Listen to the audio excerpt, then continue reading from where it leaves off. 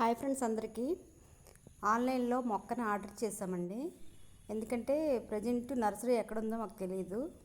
మొక్క కావాలి అనేసి అడిగాను. నేను అడిగితే ఆన్లైన్లో బుక్ చేసింది. ఆన్లైన్లో బుక్ చేస్తే ఇదైతే 120 రూపీస్ పడింది. కానీ మొక్క అయితే హెల్తీగా ఉన్న మొక్క పంపించలేదు. ఓన్లీ ఒక కొమ్మ, ఒక ఆకు ఉంది అంతే.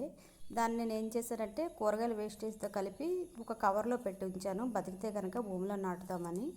అదైతే బతికింది. 2 నెలలకి ఇలా అయ్యిందనమాట. అందుకని చెప్పి నేలలో నాటుతున్నాను. ఇదైతే నల్లని మట్టి అండి, హెల్తీగా ఉంటుంది. మెత్తగా ఉండేలా చూసుకున్నాను. గొయ్యి పెద్దగా తవ్వానమాట. తవ్వేసి మెత్తని మట్టి అంతా వేసాను. ఇదైతే బతుకుద్దని అనుకుంటున్నాను. మ్యాక్సిమం కూరగాయల వేస్టేజ్, బియ్యం కడిగిన వాటర్ వేస్తానండి. ఈ మొక్కకేసే వాటర్ అయితే మాత్రం బ్లీచింగ్ లేకుండా చూసుకోవాలి. బ్లీచింగ్ వాటర్ వేయకూడదు, నార్మల్ వాటర్ వేయాలి, మోటార్ వాటర్.